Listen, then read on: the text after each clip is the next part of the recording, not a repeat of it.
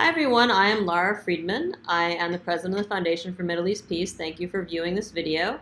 It is my great pleasure to have with us today my friend and colleague Peter Beinart, who is also a fellow at the Foundation for Middle East Peace. He is with us today to talk about Gaza. He recently published a rather extraordinary piece in the foreword about Gaza. And we're going to go through some of the points today and let him talk more about what brought him to write this and what he hopes people take away from it. So Peter, I want to start out with just the question of why you wrote this now. What's happening right now that made you want to sit down and write such a lengthy and detailed piece on the situation in Gaza? Well, so the Palestinian protests in Gaza every Friday for the last month or so, kind of rushing towards the fence that separates Gaza from the rest of Israel, have kind of put Gaza in the news and kind of made me feel kind of acutely that I had not myself really kind of worked out some of my own views on the subject. I think that people who are in my camp, who are critical of Israeli policy but support a two-state solution, generally find it easier to talk about the West Bank because in the West Bank you have a Palestinian leadership that, although deeply flawed, does recognize Israel's right to exist and supports the two-state solution, it's in theory. Whereas in Gaza, any discussion about Gaza and Israeli policy and American policy in Gaza immediately runs you right into the question of Hamas and the security threats that Hamas represents as an organization that's committed terrorism, that doesn't accept Israel's right to exist, that has a deeply illiberal Islamist ideology. And that makes discussion about Gaza much harder politically, but it also raises really difficult questions about how one does actually think about how to take Hamas into account as one tries to craft a policy towards Gaza. And I think those combination of things had led me to shy away from the subject a little bit, and I felt that it really was, something I really needed to delve into and to try to kind of think through for myself how one could write about Gaza and potentially offer a different alternative policy about Gaza while actually kind of tackling head on the arguments about security and Hamas, for instance, that are so often used to defend the policies that Israel is implementing now. Right. It's interesting because, I mean, all of us who work on Israel-Palestine, I think, face this issue that anytime you try to talk about the substance of what's happening in Gaza, there are these issues that are raised which really seem to be about shutting down education or really sharing information, just shut it down. One thing that occurs to me, I've always been stronger on the West Bank than on Gaza, but part of the reason is because it's very hard to visit Gaza, which sort of, speaks to the first point you raised in your article when you look at these issues that are brought up to shut down debate or that aren't understood, which is the question of Israel withdrawing. The first thing I always hear when I say anything about situation in Gaza, Israel's policy, whether it's in a synagogue or university or whatever it is, people say, yes, but Israel withdrew from Gaza, Israel got rockets, anything Israel does now is righteous because Israel withdrew.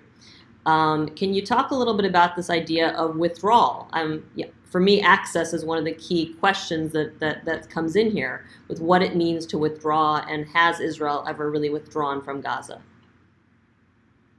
Right. And the point I try to make in my piece is that really what's changed is the form of Israeli control over Gaza, not the fact of Israeli control over Gaza. So it's true that in 2005, Israel withdrew its 8,000 or 9,000 settlers from Gaza, and so it doesn't have any settlers or soldiers on the ground in Gaza.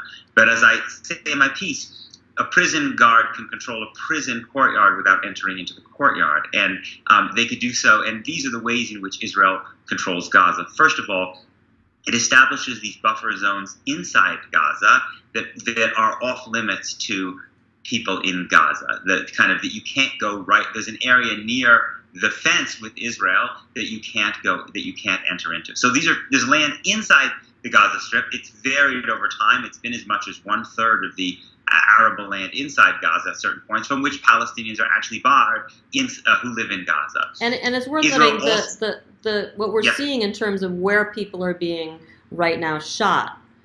it's in that buffer area. When Israel is essentially saying crossing into that buffer zone represents an immediate threat to Israel, and therefore, even though you're still within Gaza, even by Israeli definition, you've now crossed into an area where you're not allowed to be, a sort of no man's land defined by Israel. Right. So if I'm in my house and you're outside of my house, but you tell me that if I go into a certain room of my house, you're going to shoot me, exercising some really pretty significant control over me in that house. Right now, people might say, no, but Israel has good reasons to keep people. Let's put aside for now the question of whether Israel has good security reasons to do that, right? Because people tend to then jump immediately to that point. But what I think it's the first point we're simply trying to argue is the question of whether Israel actually withdrew or whether Israel still wields effective control. It's not only the land that Israel restricts the amount of the territory that Gaza fishermen can fish in. Under the Oslo Accords, it was supposed to be 20 kilometers. It's basically been between 3, 6, and at the highest 9 in recent years, which has a pretty serious economic impact for people in Gaza who rely on fishing. Beyond that, Israel controls the airspace in Gaza. You can't fly into Gaza. Israel is not allowed the reopening of the airport there. Israel controls sea access to Gaza. You can't fly. You can't take a ship from anywhere in the world and go to Gaza unless Israel wants you to.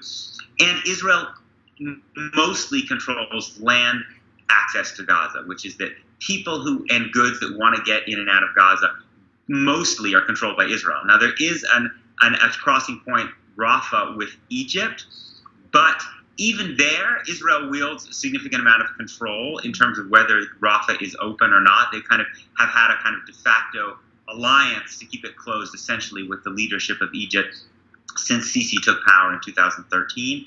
But even if Rafah were open, it's not really an effective conduit for exports from Gaza. So certainly on the question of exports, Israel wields virtually entire total control. And the last point, I think the point which is least often discussed and which I kind of knew the least about before I got into this piece, but I think is really significant, is the way in which Israel controls Gaza's population registry. So when a child is born in Gaza, their name is given to the Palestinian Authority, who then registers it with Israel, and it goes into an Israeli computer. And if they're not in that Israeli computer system, they're not going to be able to cross the borders. They're not going to be able to leave or exit Gaza. And that control of the Palestinian population registry has tremendous influence over people's lives. So one example, which I didn't know, but which, the wonderful folks at Gisha and Sari Vashi, who used to be at Gisha, who's now at Human Rights Watch, kind of helped me understand through conversations in their writing, is that, for instance, Israel would rather have Palestinians live in Gaza than the West Bank, because Israel still has these claims on the West Bank, right? It has settlers there. And so if you're in Gaza and you want to move to the West Bank, you would need to change the address in your Palestinian registration so you could be legally living in the West Bank. Well, Israel, by and large, doesn't allow people to do that because it would rather not increase the Palestinian population in the West Bank. And so because Israel won't change your address, if you do manage somehow to get into the West Bank, you're going to be leaving there illegally. So this is just one of many, many different ways in which Israeli control has really profound impact on the lives of the people of Gaza. And this language of withdrawal, it's no longer our responsibility. It's now entirely under their control, and therefore they're to blame for anything that has gone wrong. I think kind of just ignores all of this stuff. Yeah, for me, when I wanted to go to Gaza, when I went a couple of years ago, and the only way I could go was to be sponsored by an organization that's doing aid work in Gaza that's recognized by Israel, and I had to do an application at the Israeli embassy. I mean, the idea that Israel is not controlling the territory when I need Israeli permission to enter and exit. And the last time I actually applied, I was refused. This most recent time, I don't know if I'll be allowed to go back again. But that does speak to a high degree of control at every level. The second issue you raise, which again, these are the things we all encounter when we try to talk about Gaza, and you alluded to it a moment ago, is security. Someone says, fine, I stipulate everything you say, but Israel must do this because it has to worry about the security of its citizens, and there is an imminent threat coming from Gaza. How do you take that on? right? So I think that there are a couple points to make. The first is just a really, really broad point, which is to say that anytime you're dealing with security, you have to balance, it seems to me, this is not just true for Israel, it's true for the United States, you have to balance, efforts that are going to limit the capacity of a group that might want to do you harm with actions that are going to so brutalize people that you may drive them towards being more interested in doing you harm, right? So this is the same dilemma that the U.S. faces with its drone policies, right? Like, we might kill some people who might be plotting a terrorist attack, so that's a plus for our security. But then if we kill a lot of innocent people who then want to take revenge, that's a minus for our security, right? And part of this security conversation in the American Jewish kind of established discourse, and the American political discourse, just doesn't really wrestle with that trade-off virtually at all. It's kind of like, the more stuff we can, basically Israeli policy has been kind of like, the more we can keep Gaza shut out, the safer we are, right? So just in a macro sense, what I think that ignores is the fact that if you want to coexist with the people of Gaza, making their lives more and more miserable and making them more and more desperate is going to be something which is going to lead not most people in Gaza, but some people in Gaza to be more focused on wanting to try to take military action against you. But beyond that, into the specific, if you look at the range of Israeli policies in Gaza, there are some policies that you can say, okay, we can see how there's a kind of cost-benefit analysis here when it comes to the import in Gaza of certain dual-use products, right? So there are things like concrete, for instance, or various different kinds of technologies that would definitely make life better for the people of Gaza, because you need to rebuild schools that were destroyed in Israel's wars. You need various technologies for all kinds of things, including that are used at hospitals. But those things could also be used to build bunkers or tunnels, or be used even for the components of weapon systems. And so there are a series of technical issues here. There are some people who pointed out that Israel's list of dual-use products that it restricts is much broader than the internationally accepted list of dual-use products. But I think that I'm inclined to say that it's reasonable for Israel to be concerned about dual-use products. But where I think the security argument really kind of breaks down is when you look at Gaza exports, right? Which is to say, Israel allows people from Gaza to export tomatoes and eggplants, but not spinach and beans. So I'm still waiting for someone to explain to me why tomatoes don't represent a threat to Israeli security, but spinach does. Or why can you only export, I think it's 450 tons of spinach and eggplants per month, and not more? And why is it acceptable from Israeli security to allow someone to visit their dying parent in the West Bank or in Israel proper, but not to visit their dying grandparent? Or Israel basically says you can leave if your parent, child, or sibling has died, is getting married, or is kind of about to die, right? But not if your cousin or your uncle or your aunt or your grandparent, right? So how is it benefiting Israeli security to keep Lara Friedman from going to visit Gaza? There's so many aspects of this blockade that seem to have a tenuous relationship to security, unless your basic view is the fewer people and things that cross in and out of Gaza, the safer Israel is. And I think to some degree that has been the perspective. Or if you believe Israel becomes safer if we make life in Gaza bad, because that punishes the people of Gaza for voting for Hamas, and then that's going to undermine Hamas because people in Gaza will see the error of their way. Well, we now have, it's now been 12 years since, 11 years, more than a decade since Hamas took power. So we've seen how effective that strategy has been, right? The United States, if you want to think about how effective blockades are at ousting regimes that you don't like, you can look at the U.S. policy towards Cuba. It's not been an effective policy in terms of weakening and undermining Hamas. And Israel doesn't have a strategy for doing that, really. So I try to suggest that, although I'm not suggesting that that Israel should simply allow everything and anything to go in and out of Gaza. I think there are some legitimate security concerns. I think there are other aspects of the blockade that really are very hard to defend on security grounds. There's also, I mean, and I don't think you use this term anywhere in your article. There is the issue of collective punishment, which is illegal under international law. And I mean, there's the question where even, if you go back, Gisha had a landmark case, I think, before the Supreme Court, where they essentially forced the government to admit that at that time, at least the blockade, that one of the arguments was, we'll keep their calorie count low. We figured out how many calories people need to survive. And talk about a tenuous relationship with security. At that point, the line between what is legitimate for Israel's security and what is collective punishment of civilians, it seems that it is crossed here with impunity. The question of security and impunity, sorry, go ahead.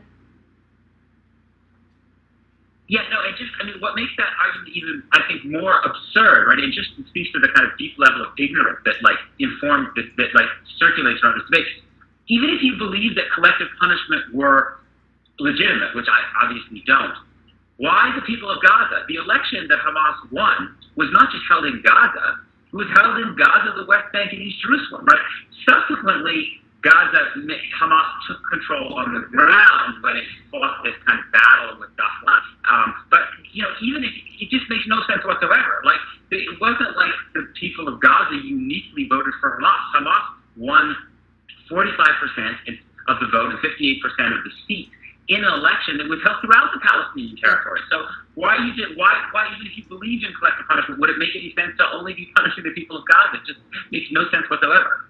Yeah, well, I mean, it's this idea you talked about, the logic of trying to, get the people so miserable that they would throw out the regime, which has been extraordinarily ineffective and really it's a policy of using people as tools, which is not legal under international law. The last piece, which figures into all of this, obviously the word has come up over and over, is Hamas.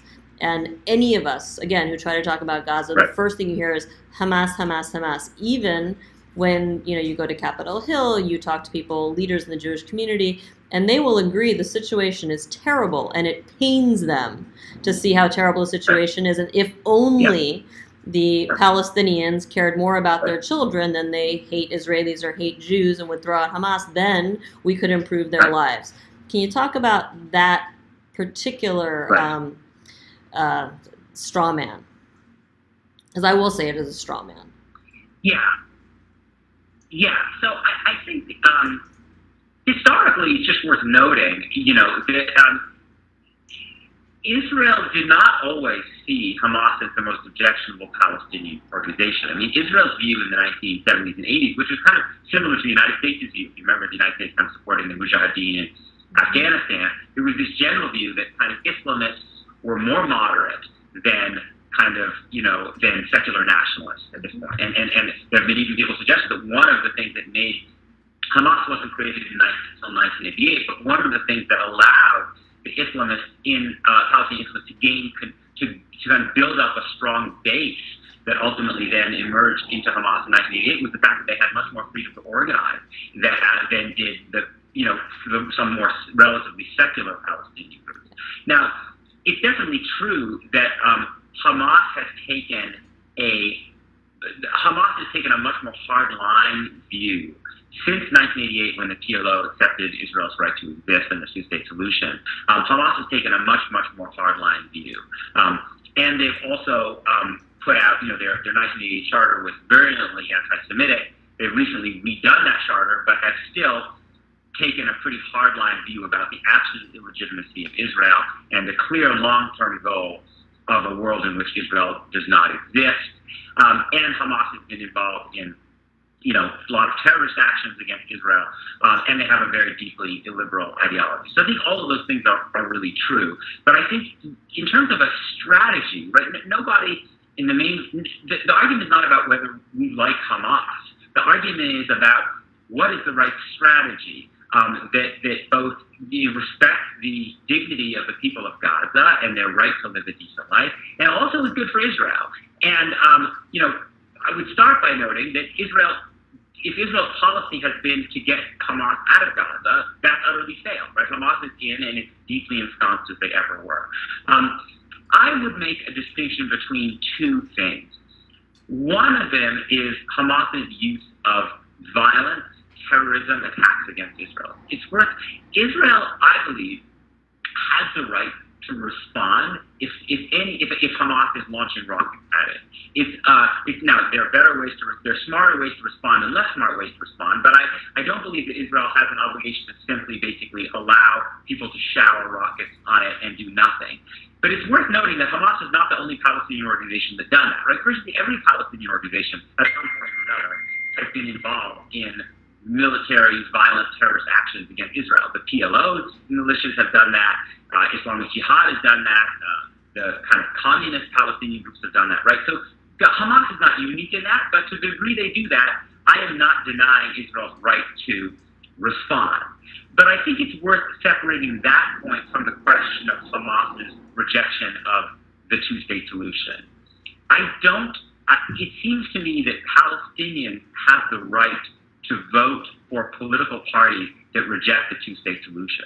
I would like them not to, just like I would like Israel to not vote for political parties like Likud or like Naftali Bennett's, party that reject the two-state solution.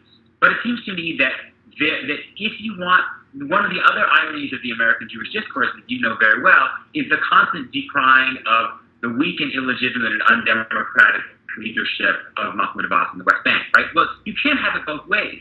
If you want a strong, legitimate Palestinian leadership, you have to allow Palestinians to choose their leaders, right? The only way leaders become legitimate is when they have the popular mandate of their people. And you can't have free elections in the West Bank without allowing Hamas and various other political parties to run. Now, I think that the history of Hamas shows that Hamas has to some degree been responsive to the will of the Palestinian people, which is to say that I certainly do not believe that the leaders of Hamas in any way are reconciled to Israel's existence, but I think that what you've seen is that at times when Hamas has felt that the Palestinian public wanted a two-state solution and wanted serious negotiations toward a two-state solution, they have been forced to respond to that. And I think that was clear in the document that they put forward when they were running in 2006. So I think the better strategy would be hold free and democratic elections among the Palestinians. If Israel wants to try to strengthen the forces that in those elections that recognize Israel's right to exist, there are lots of things Israel can do to strengthen those forces, right? It could do things that would show that those Palestinian leaders who accept Israel's right to exist are actually getting something for it, right? You could make them into, you could actually stop settlement growth, right? You could commit yourself to the 67 lines. There's lots of things you could do. If Israel had wanted to make a winner of Salam Fayyad, right, the most kind of famously moderate Palestinian leaders, to build up its political support, there's a whole series of things they would have done, none of which they really did, right? In fact, Fayyad himself said when he left politics back a few years ago, he basically said, well, I got nothing from Israel, and so that's why Hamas is gaining strength. So and that would be my way of kind of responding differently to the problem, and I recognize it is a problem, the problem of Hamas. Yeah, I very much, I appreciate that analysis very much. I was a monitor for both the Palestinian presidential election and the Palestinian, the PNC election. And what was very clear with the PNC election is that between Abbas's election and the PNC election, those who supported the two-state solution had been massively discredited. I mean, that's what happens. If you do not allow people who say, I'm going to bring you peace through negotiations, if you don't permit them to deliver, they are discredited. And those who say they will bring advancements in dignity other ways earn more energy. I want to draw you back now to where we are today, and let's end with this question. We are now in this moment, we have these daily, weekly problems, or the marches, which lead to protests, which lead to Israel taking all sorts of action, which leads to death and injuries at a very large scale, which is just it's unconscionable from my perspective watching it. How do you not stay in this cycle if these are the policies? What can Israel do? You just talked about how they could potentially support a better leadership or a different way, but right now, what should Israel be doing? in Gaza, and which of the U.S., not just the Jewish community, the progressives who, generally close their eyes to Gaza? What are the right policies now? Right. So, look, there have been smart critiques of how Israel responds in the moment when people are rushing against the fence, and that there are more humane and more intelligent ways of trying. But I specifically kind of didn't want to get into the question of that, because I feel like really by that point in some profound ways it's too late, which is it seems to me, if you want to respond to this moment, you have to say, well, what do you at least have done in 1968 when cities were aflame, in African American neighborhoods all across the country, right? The really important question wasn't what tactics the police used. The question was, what were the urban policies that America and the racist policies that America was pursuing? The United States, I think, and Israel need to do a whole series of things which are radically at odds with the policies that we've been pursuing, right? There would be a substantial lifting of the blockade, certainly when it comes to exports and when it comes to the free movement of people, and when it comes to things like Gaza fishermen. There would be an Israeli government that would commit itself to a two-state solution and begin not just a abstract two-state solution, but specific things like the Clinton parameters and the Arab Peace Initiative, and actually stop settlement growth and even begin rolling settlement growth back, right? And support the idea of a Palestinian national unity government leading to Palestinian elections, so you can have a strong, unified Palestinian leadership, which is what most Palestinians, based on my experience, really want, that has the credibility to actually really negotiate with Israel. And the last point, and again, very controversially, right? Because another one of the kind of taboo subjects in American political discourse and American Jewish discourse is the right of return. And it's important to acknowledge that the rubric under which these protests are being held is the right of return. I think what we have is this kind of conversation in which you either have to basically support if you don't support a complete right of return, right, the mainstream discourse in the Jewish side of the political side is basically you can't acknowledge that there's any problem of Palestinian refugees that Israel bears any responsibility for at all, right? It's kind of like the refugees is a made-up problem, or if it's a problem at all, it's entirely the Palestinians' fault because they left of their own will, or it's the Arab country's fault because they haven't resettled these people and they haven't taken care of their Arab neighbors. Which is not to say the Arab countries don't bear some blame, and they certainly could have dealt with Palestinian refugees better and treated them in a more humane way, but I have to say, I find there's something deeply, tragically ironic about the way that Jews, right, who kind of famously for 2,000 years, right, were yearning for a return to the land of Israel, can't recognize at a human level, Gaza's population tripled during Israel's War of Independence. 70% of the people, according to estimates I've seen, are refugees and the children of refugees, right? That's part of the reason it's so overcrowded. So are we really so inhuman that we can't understand at a human level why those people or their children might want to be able to go back to the places they're from? It just seems to me something that we should be able to acknowledge that human yearning rather than immediately assuming that it's per se genocidal and anti-Semitic. I'm not saying there aren't plenty of Palestinian anti-Semites and some who even want genocide, but the notion that simply wanting refugee return is itself genocidal and anti-Semite, I think, is part of the kind of the pathology of this discourse. There are a lot of practical proposals, that have been made on this subject, right? I do think that Israel should let some of the Palestinian refugees return. I think that others could be resettled in Gaza and the West Bank. I think there could be compensation. I think the whole menu of different options to try to deal with this as one of the many final status issues people like you have done, have worked on and have looked into the details. But the whole discourse, it seems to me, is basically about denying the existence of the Nakba in mainstream American politics, and then denying any kind of legitimacy for the fact that people might actually want to go back to places from which their families are from. And I think that's also how we need to respond differently to this moment. Yeah, no, I agree completely. I was struck, and I'll just end here, and if you have any last words, you can add them. You mentioned in your piece talking about how it feels on the ground. You talk about, a 10-year-old in Gaza has lived through 3 wars. And when I was there, I think it's almost 3 years ago now, I was in an UNRWA school, and this very articulate 14-year-old girl stood up and in very good English looked at me and said, I'm 14 years old. I've lived through 3 wars. I've watched family members killed, my home destroyed. I'm sitting in this UNRWA school. We have a special, chapter we do every week on human rights. Where are my rights? Where are my human rights? And I remember thinking when the return march started, a few weeks ago, and I remember thinking, she's now 16, 17. I bet she's out there. And, I talked to her and I didn't hear a genocidal, hateful anti-Semite. I heard someone there who's been raised in a place with not just zero hope, but zero sense that anybody cares. And now she's facing a situation where those schools are going to be closed down because we're cutting our funding for UNRWA. And it just struck me as, just a terrible hole that the world has let Gaza fall into, with all the excuses that you lay out so eloquently in your piece. You have any last words? Otherwise, we're gonna round this up.